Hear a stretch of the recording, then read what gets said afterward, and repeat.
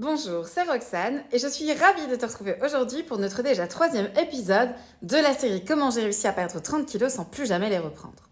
Et comme promis la dernière fois, aujourd'hui on parle d'exercice physique. Ici je vais t'expliquer toute l'évolution de ce qui a été pour moi une véritable libération, tant au niveau de mon corps qu'au niveau de mes émotions, qu'au niveau de mon esprit, et qui est devenu avec le temps un véritable besoin. C'est vrai que quand je pesais 100 kilos, j'avais vraiment l'impression que ma vraie moi, elle était quelque part perdue au milieu de tous ces kilos en trop. Et que chaque fois que je faisais quelque chose, que je me déplaçais, eh bien, je devais faire avec. C'était un peu comme si je portais un déguisement, comme ces mascottes, tu sais, qu'on voit dans les parcs d'attractions. C'était un peu ça, sauf que je pense que les déguisements de ces mascottes ne pèsent pas 40 kilos, donc c'est pire en fait. Avant de continuer, il faut quand même que je t'avoue quelque chose, c'est que moi personnellement, je n'ai jamais fait partie des personnes complètement sédentaires. Être assis dans son canapé toute la journée, passer du divan au lit sur 24 heures, c'est quelque chose que j'ai jamais connu. Alors évidemment, quand je pesais presque 100 kilos, je ne faisais pas de sport, mais je marchais. J'ai toujours marché, au minimum une demi-heure par jour. Et c'était souvent 1 heure, voire 2. Évidemment, j'avais un chien et ça aide, il faut l'avouer. Alors attention qu'il ne s'agit évidemment pas d'une critique ou d'un jugement vis-à-vis des personnes complètement sédentaires.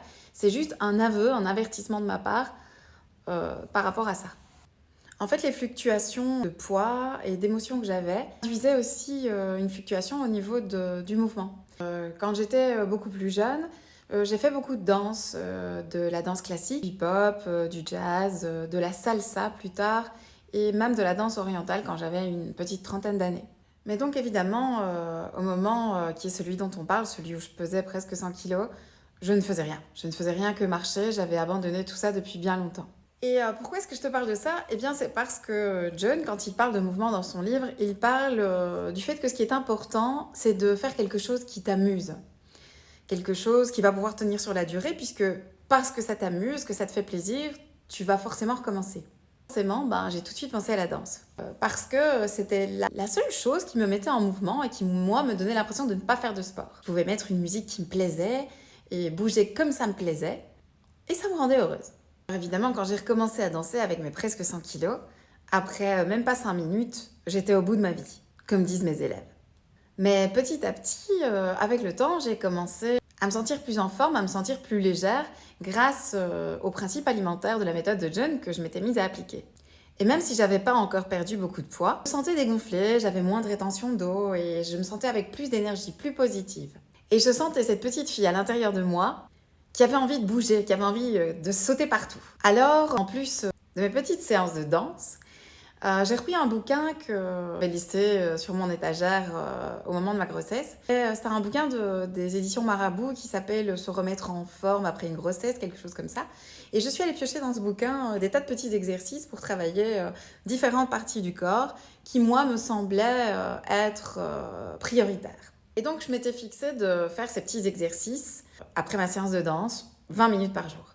Alors évidemment, il y a les jours où tu es super motivé, les jours où tu es moyennement motivé, les jours où tu n'es pas motivé, les jours où tu es réglé, complètement déprimé, les jours où tu es très énervé, très occupé. Bref, c'est la vie. Et donc, il y avait des jours comme ça où je mangeais un peu plus ou un peu plus sucré ou un peu moins bien. Et parfois même, je passais sur ma séance à bouger, ma petite séance de sport que je m'étais concoctée. Mais je sentais que quelque chose en moi avait définitivement changé. Parce que ça pouvait arriver un jour ou 2, voire maximum 3 dans les cas les plus graves, mais je sentais que j'avais ce besoin de revenir vers ça.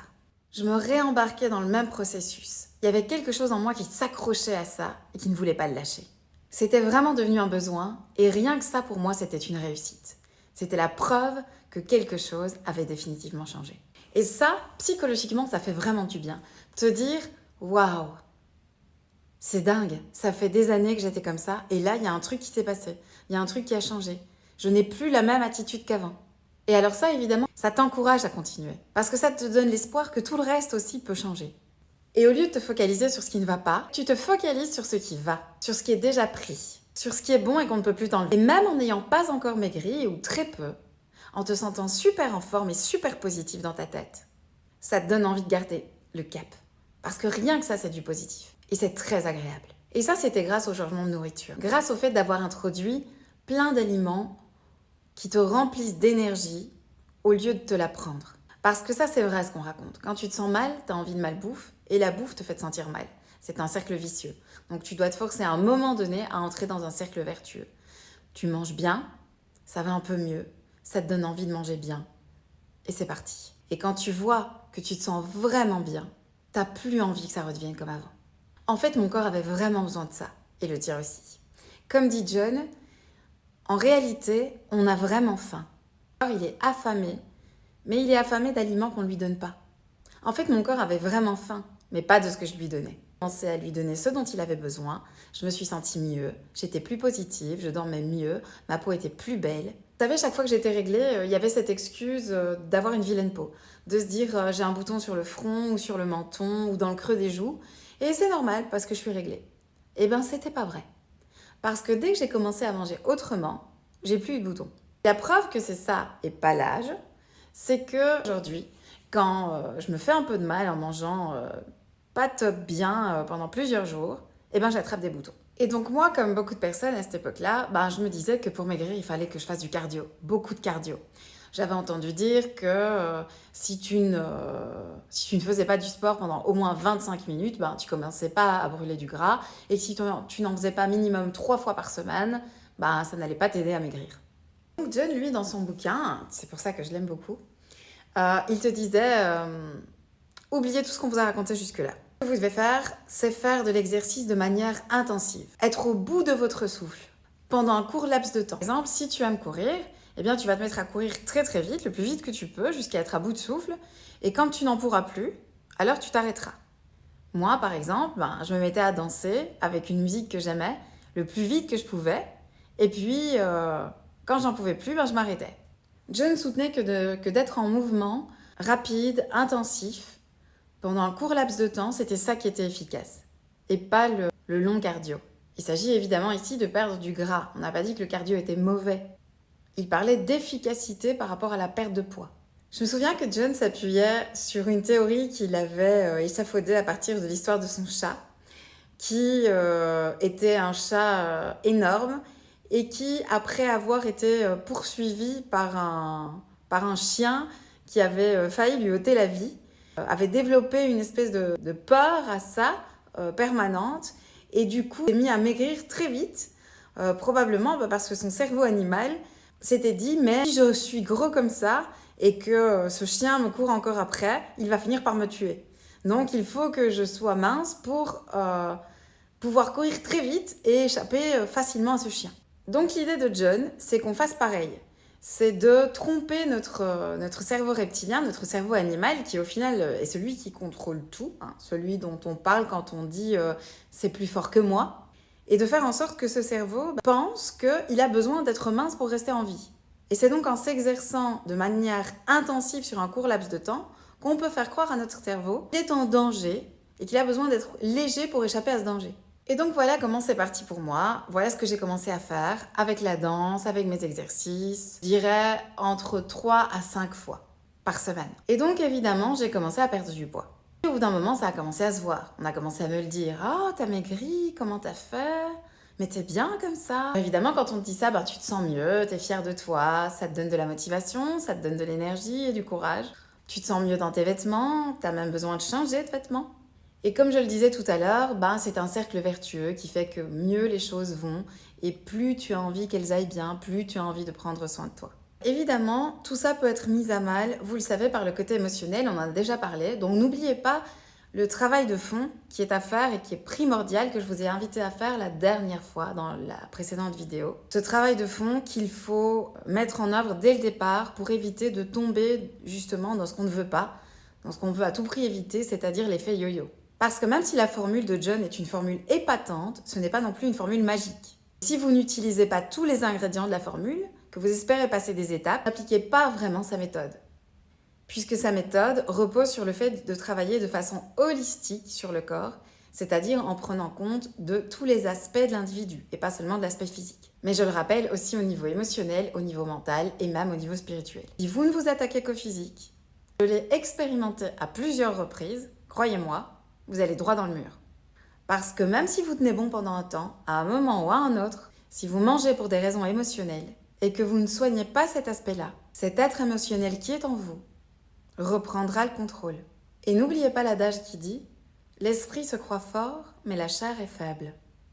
Et c'est là qu'on va dire « J'ai craqué, j'en pouvais plus, c'est plus fort que moi, j'ai pas pu résister ». Physiquement, vous pouvez résister. C'est émotionnellement que vous n'avez pas pu le faire.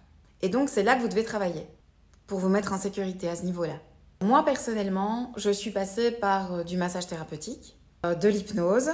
J'ai lu beaucoup de livres qui, à moi, me parlaient personnellement.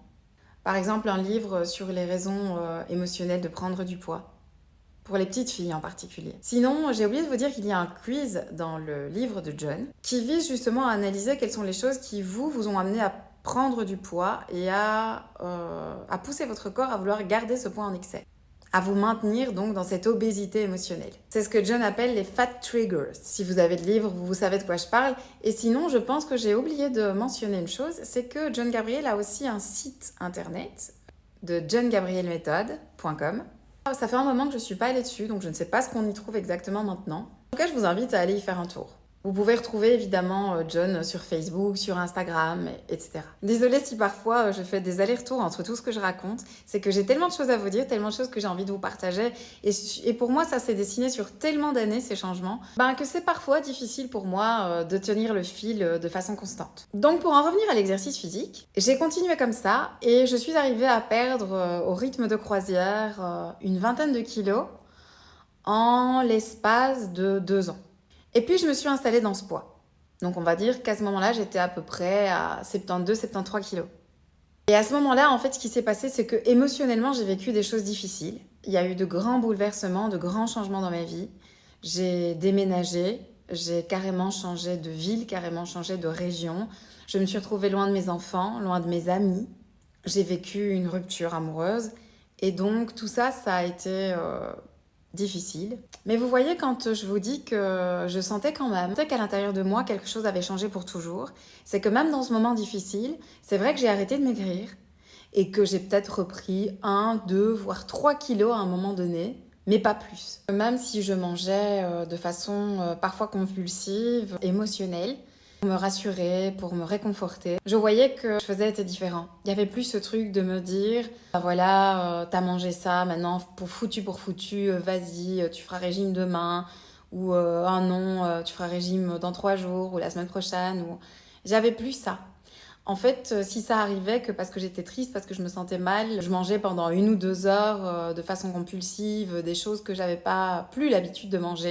Aussitôt après, il y avait comme un rééquilibrage et comme quelque chose de bienveillant à l'intérieur de moi, au contraire de ce que je faisais avant, qui me disait ok, tu te sentais pas bien, tu étais triste et t'as eu envie de sucre ou t'as eu envie de pâtes ou t'as eu envie de pain et tu t'es un peu laissé aller et ça t'a fait du bien sur le moment. C'était peut-être pas l'idéal, mais voilà, c'est comme ça, c'est la vie. Et là, maintenant, tu te sens un peu mieux, tu t'es plus calme. Et ce soir, tu vas te faire un bon potage, une grosse assiette de légumes vapeur avec juste un œuf et un petit filet d'huile d'olive et tu vas te prendre une bonne tisane. Et vous voyez, donc il y avait ce truc de je regarde de façon bienveillante. C'est ici qu'on arrive dans un tournant dans ce qui est ma relation avec le sport. Ça s'est passé en 2019, il y a donc maintenant 5 ans, au tout début du Covid. Comme je vous l'ai dit, j'avais déménagé, j'avais changé de région, changé de ville, changé d'emploi et j'étais loin de tout ce que j'avais connu jusque-là.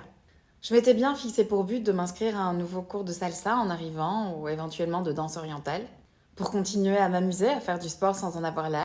Mais du coup, avec le Covid, tout est tombé à l'eau. Je me souviens de ce moment où on s'est vraiment retrouvés pour la première fois, obligés à rester chez soi. Ce moment où tout le monde était complètement enfermé et on a tous commencé à faire ce qu'on connaît très bien aujourd'hui, c'est-à-dire le télétravail. Mon mari, lui, il continuait de travailler et donc j'étais seule à la maison. Moi qui avais toujours vécu dans des maisons avec jardin, quand je dis maison, c'est une façon de parler puisque j'étais dans un petit appartement avec une grande fenêtre certes, mais qui donnait, la seule fenêtre qui donnait sur la rue. Psychologiquement, pour moi, c'était assez difficile. Je me souviens de ce jour où j'étais au téléphone avec une de mes amies et je ne sais plus trop comment c'est arrivé dans la conversation, mais en tout cas, je me souviens très bien de ce jour. Justine s'est présentée à moi. Mon amie m'a dit « Vas-y, va voir la vidéo de cette fille sur YouTube. Tu vas voir, elle est simple, elle est drôle. Elle n'est pas comme la plupart de ces filles qui font du sport sur Internet, qui font 40 kilos toutes mouillées et qui nous filent des complexes. Elle est vraie, elle est naturelle, elle est touchante, tu verras, tu vas l'aimer. Et effectivement, je suis très vite tombée amoureuse de Justine. Enfin, quand je dis amoureuse, on se comprend. En vrai, j'aime bien, moi, utiliser ce mot. Il y a des gens qui l'utilisent puis qui reviennent dessus en disant enfin amoureux, façon de parler. Comme si au final, ça les gênait d'avoir utilisé ce mot. Ben moi, je trouve pas de mot plus juste. Parce que quand je me mets à aimer très fort, que ce soit un objet, une personne, ou un animal, ou une chanson, peu importe ce que c'est, j'aime utiliser ce mot, je suis tombée amoureuse. Parce que c'est vraiment ce qui s'est passé.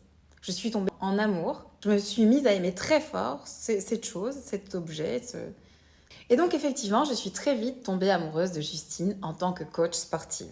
Alors pour tous ceux qui la connaissent aujourd'hui, puisque par rapport à il y a 5 ans, elle est devenue très connue aujourd'hui dans le monde du fitness, il s'agit, si vous l'avez deviné bien sûr, de Justine Galis, alias future épouse de Thibaut Geoffrey, lui-même coach sportif aussi, et auteur de plusieurs livres de succulentes recettes très bonnes pour la santé.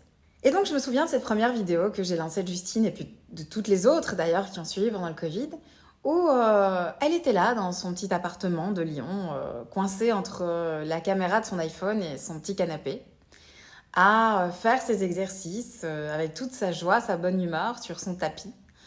Et moi j'étais là, exactement au même endroit qu'elle, avec mon téléphone devant moi, à suivre ses vidéos, et sur mon tapis, entre mon canapé et mon petit écran. Les séances qu'elle proposait duraient en général entre 20 et 25 minutes, voire maximum 30, et elle disait que ça suffisait. Au début, je l'ai suivie sans me poser de questions.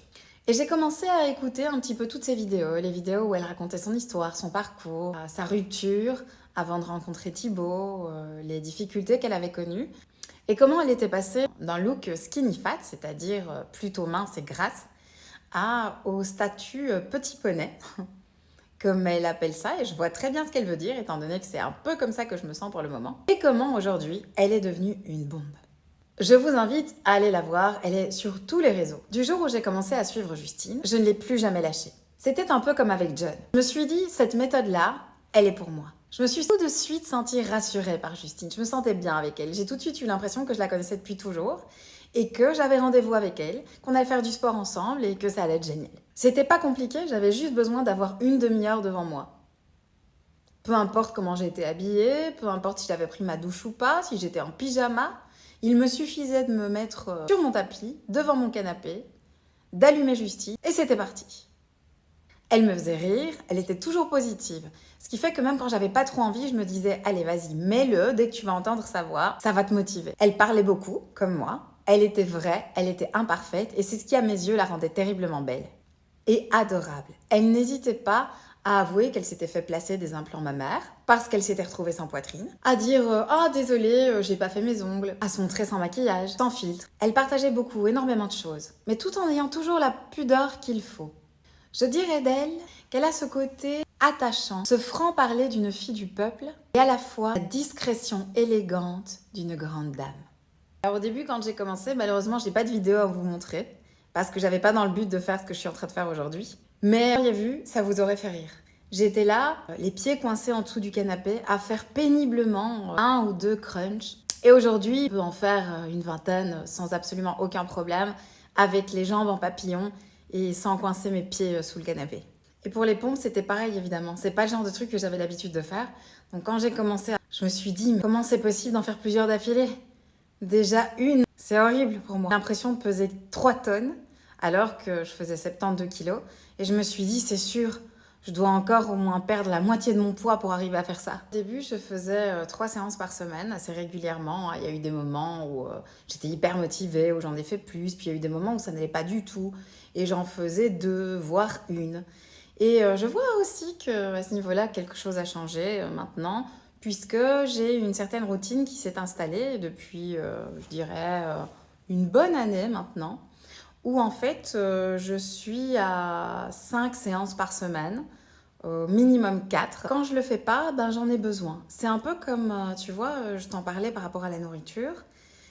Au début, tu te forces à introduire énormément de fruits, énormément de légumes. Et en fait, tu te rends compte que ton corps s'habitue et que quand il les a pas, ben, il te les réclame. Pareil avec le fait de boire de l'eau.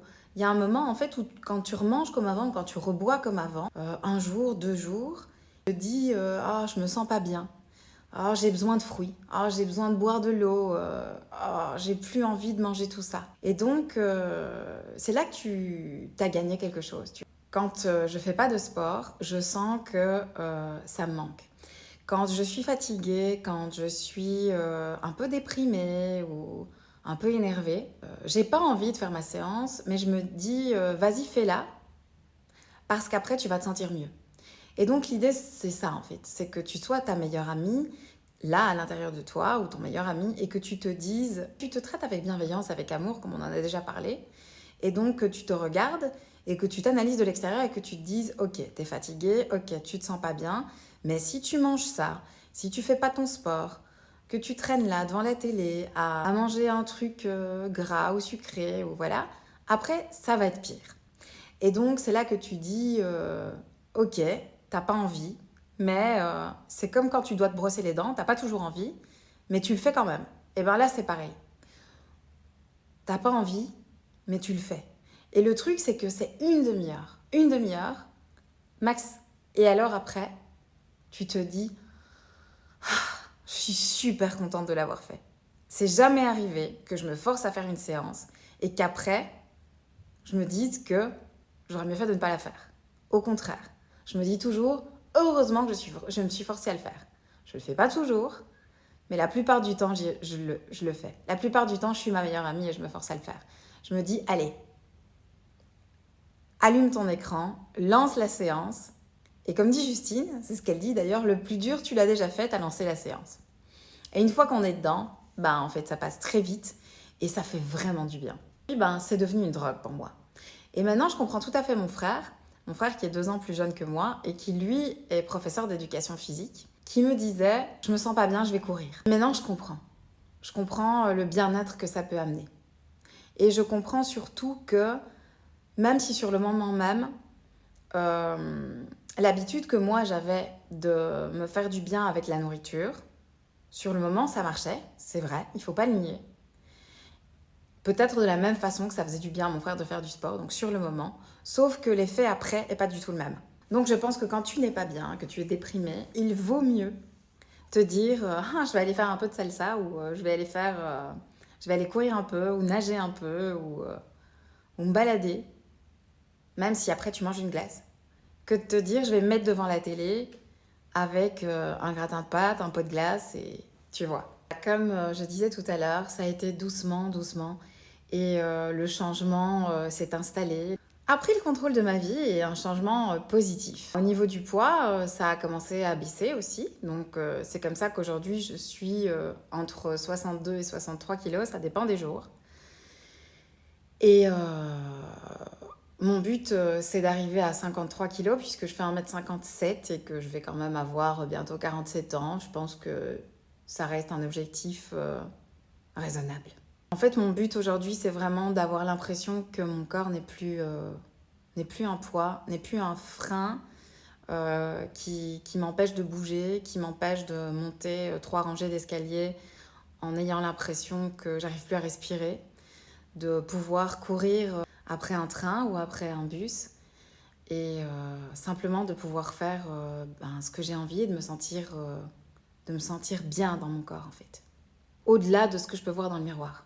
Parce qu'il y en a des gens, et ça va t'arriver sûrement aussi, qui te disent, forcément, ils t'ont connu avec presque 100 kilos et là ils te voient à 60, pour eux ils se disent waouh, c'est énorme ce que tu as perdu, c'est bon, pas besoin de perdre plus. Il y a ce genre de petites phrases assassines et ils le font pas exprès, hein. Mais c'est des trucs du style oh mais non, t'as pas besoin de maigrir, toi ça te va bien, comme ça t'es belle. Ou bien, tu sais, tu peux pas être maintenant ce que t'as pas été il y a 20 ans d'ici, c'est pas réaliste. Et puis tu sais, à notre âge, c'est difficile de maigrir. Ou bien, oh mais tu sais, si tu maigris trop, ça va te rendre laide. Et voilà, ce genre de, comme je disais, de petites phrases assassines, c'est pas fait exprès, c'est pas fait avec la volonté de nuire, heureusement.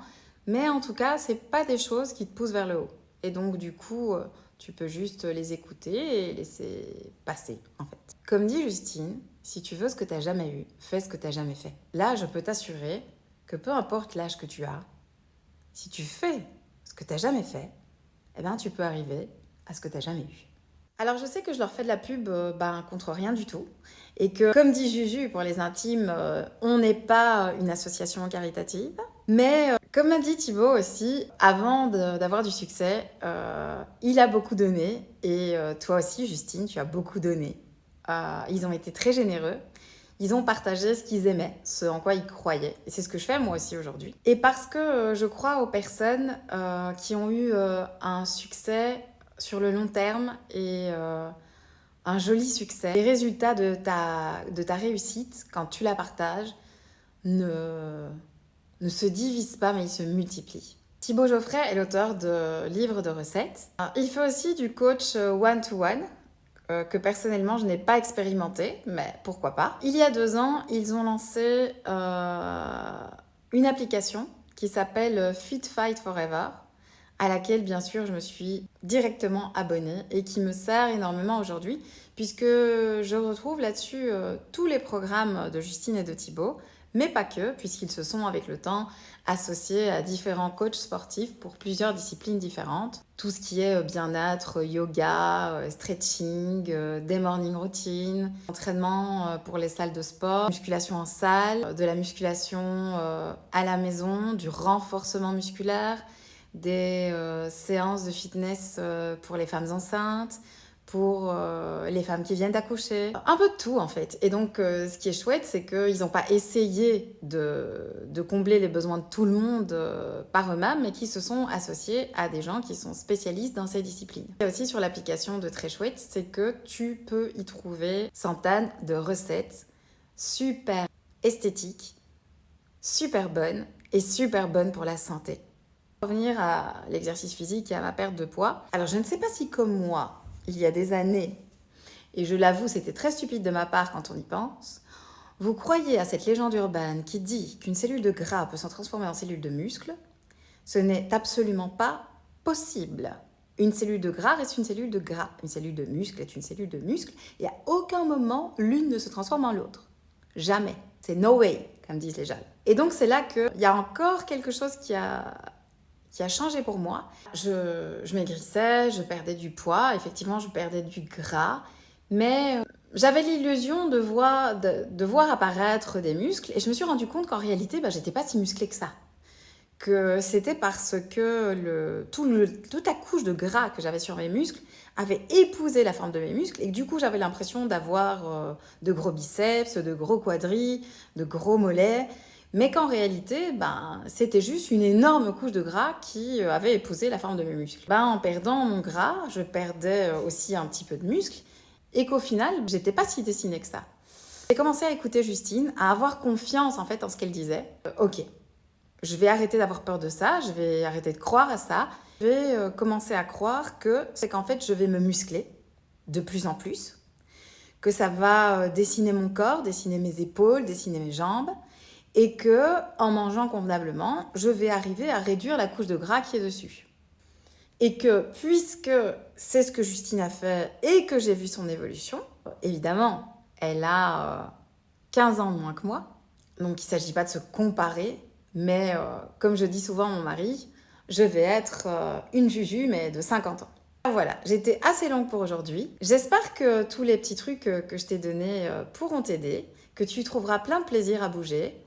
N'hésite pas à mettre en commentaire comment tu te sens, si tu as mis en place les petits trucs que je donne depuis le début dans les vidéos, à poser des questions, à critiquer, vas-y, n'hésite pas. Quant à moi, je te souhaite une magnifique semaine, ainsi qu'un merveilleux début de réussite. Et je te dis à bientôt sur ma chaîne.